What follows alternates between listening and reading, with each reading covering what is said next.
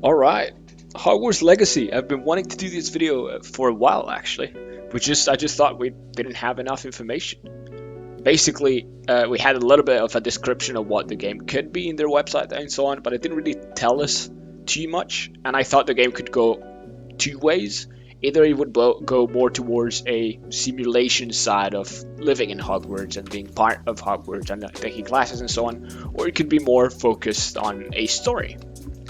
And from the looks of it, it seems to be a little bit, I feel like maybe a little bit more the latter, but still with a decent amount of living in Hogwarts. But there's many things that push me towards more the second choice. So, we got information obviously, so what do we know and how I think the game is going to be overall? So overall, one of the important information, which I think is one of the reasons why I think it's more going to be the second type of game, more towards the story, is that it only happens, is that you start the game as a fifth year, and from what they've been saying, it seems like the whole story will only happen throughout that fifth year. So it's not going to have progression throughout the years. You're going to start at a fifth year and the story will progress and finish in that year, and that's basically it. So it looks like from my experience, is from my assumptions, I guess, from what we can tell, it seems like the game is going to start with you joining Hogwarts because you started having some weird magical powers that appear later on, which are then seemingly related to this ancient magic that they talk about, which is the main plot of the story as well. And you basically, at the beginning, you enter in fifth year, and therefore you are very late compared to all of your peers, which means that at the beginning of the story is going to be more focused about going to classes, doing extra classes, and learning all the different spells and stuff that you missed throughout the years to some extent. And then as the story begins, kind of like in the Harry Potter movies, the story will start gaining, the main plot will start gaining more and more power, to the point where probably at the end you won't be having any classes anymore, and you'll purely be focused on the main story.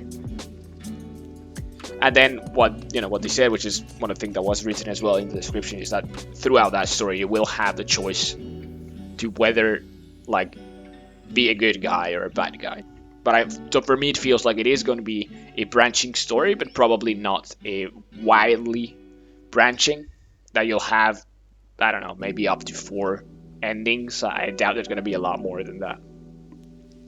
So then, for me, how is the game going to be?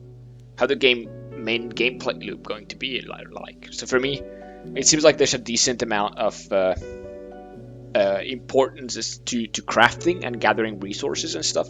So for me, it seems like the game is going to basically be kind of divided into 2 things. Well, 3 things if you add the stories and the main mission, I guess, which is going to be like a big part of just using all the resources you have in order to, craft, improve your base, like they say, and so on. And then whenever you've done with those, since they also show that they're going to have a lot of timers, once you set up all of that stuff and you start, growing more plants and you have stuff crafting and so on, then you'll go out and start exploring. And that seems to be a big part of the game, where you'll spend a lot of time while exploring the castle itself, but at the same time exploring the surroundings of the castle, like Hogsmeade and even a lot further. I don't know how big the map is going to be, but they said that they're going to be a lot further. They mentioned kind of like, what if you could go further than the Dark Forest, etc. So it's going to be interesting. It's going to have, for the looks of it, like dungeons and puzzles throughout the open world as well, and obviously things that you can collect and enemies. And then I guess the third thing is that you will then have like the main quests, which also, for the looks of it, the time in the game will be, I believe, will be basically following the story, in the sense that if you do not do a certain quest, time will not progress in game, because they did mention that, for example, seasons will pass and so on, but because everything is going to happen in 1 year, if you don't, like, those like changes in time will simply happen whenever you do certain missions. So once you finish a certain mission, suddenly there might be a cutscene or a set of cutscenes, which basically sets that, suddenly, well, it's fall, it's autumn, and then, well, it's going to go to winter and so on. But those times are going to be set by missions, in my opinion, and I will have to see. So then, yeah, from what they've shown, they also showed a decent amount of combat, and which seems quite interesting. It seems to be a kind of spellcasting Arkham-like combat, in the sense that you have abilities, and certain abilities will work for certain people but not for others. Like you might have to break the armor of some or whatever. However, in whichever spell equivalent would it be. Like, for example, if someone has a sword, then we might use Spelly Armors to remove it from him and so on. They showed even a part of it where he uses Spelly Armors to remove a sword, and they uses that sword to kill the enemy, which seems quite interesting. And it has also this kind of block ability, which seems that you have to kind of react whenever other people are like casting spells at you. You have to react, kind of like Arkham style, to parry or block the ability. So then they also showed the kind of RPG like skill system. They didn't show like the skill trees. I don't even know if there's going to be a tree per se, but they showed the different classes, and they showed 5 of them. And specifically, they only hover over 3 of them, with the first one being the Room of Requirement, which is basically, upgrading your crafting stations, upgrading your resource that spawns every once in a while, like your plants and so on. And also probably the whole thing about the creatures and the fantastical creatures. Then you have Stealth, which only has 4 talents, which for me means that there's probably just a like cloak spell, maybe like a teleport spell, and maybe like a takedown, and I think something else. But we'll have to see. It doesn't seem like doesn't seem like Stealth will have too many abilities. Well, I mean, they showed there's only 4 of them. Then there's Core, which I assume that Core is going to be more of your average spells that kind of help you with progression, and your spells that you must learn to some extent, that you're going to have some extra stuff which is going to help you with puzzles or access different areas and so on. And then the 2 last, which they don't hover over, so you don't see the name of it. But one of them has like a red background, and your character cloaked, which for me basically gives me a vibe of that's going to be like the dark magic path. And then there's the other one, which is probably just the duelist path, which means that you just learn abilities for combat basically. And well, it seems interesting. And then the rest of the RPG mechanic seems to be more focused on gear, actually. So there's going to be a decent importance to how good your gear is. They kind of mentioned also when saying that you start in 5th year, that part of your catching up is also catching up in gear, which is, I guess, an interesting thing, which has never really been a thing in the Harry Potter universe, right? I mean, there is like special and to some extent better wands and stuff, and better, I guess, broomsticks, but it hasn't really been, they never really talked about like special things too much. There's like very special things like the invisibility cloak and so on, but there's not really kind of like in betweens. But I guess like a new thing in order to make it an RPG seems interesting, and it adds, I guess, a gameplay loop of you improving yourself and so on, which is nice. And then, well, there's a few kind of disappointments to it. I mean, partially I'm partially disappointed of the fact that it's going to be happening one single year, right? Which means that you're not going to have like a progression through the years, and you're not going to, have that much progression with people with like other peers, basically. And the other thing is that they mentioned, although they do mention broomstick flying, they never mentioned Quidditch at all. Which for me means that although it would probably be part of the game in some way or form, in the sense that you'll probably be able, not necessarily be able to see matches, but you will hear that matches are happening, at the very, very least.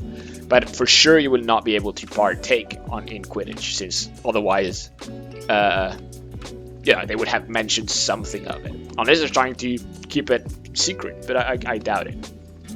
And it makes sense, honestly. It feels like Quidditch is such a difficult thing to make, probably to make correctly, that they would have had to spend too much time on the Quidditch itself and not actually on the rest of the game, which seems quite logical that they decided to just simply not allow the player to be part of it, which makes sense.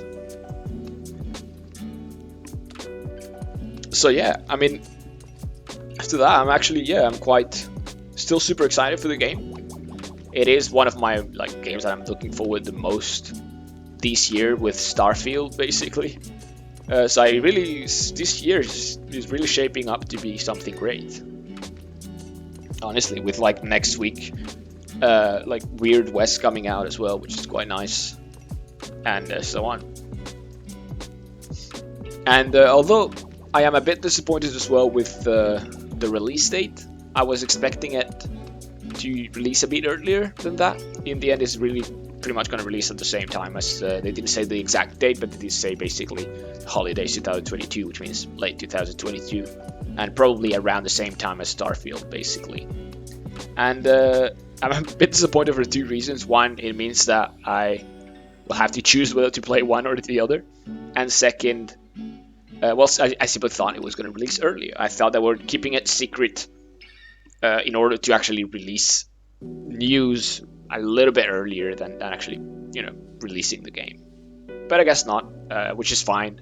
And from the looks of the trailer, you can actually see, especially in one of the first scenes that they show, where you see like the Great Hall. If you pay attention to the different like students, you can see that there's some glitches in animation. I think there's even like ones who are actually two in the same place, like clipping each other, which is quite.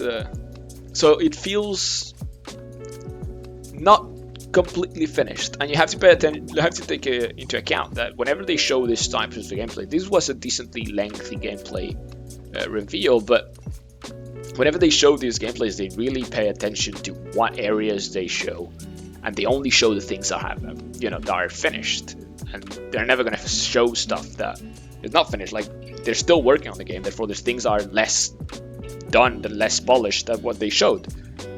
So for me, that maybe even seems like there's not going to be ready by then.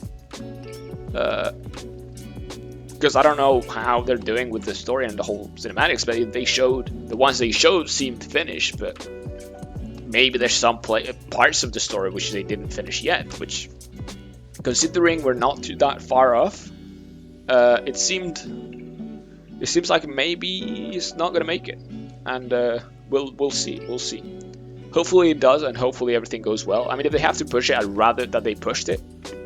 That would also make it so that it doesn't release at the same time Starfield, and if the game needs it, then I'd rather wait than have an unfinished game like we had with Cyberpunk. So yeah. So anyways, that was basically it. I'm still very excited, looking forward to this game. It looks quite interesting. Thanks for watching, and see you next time.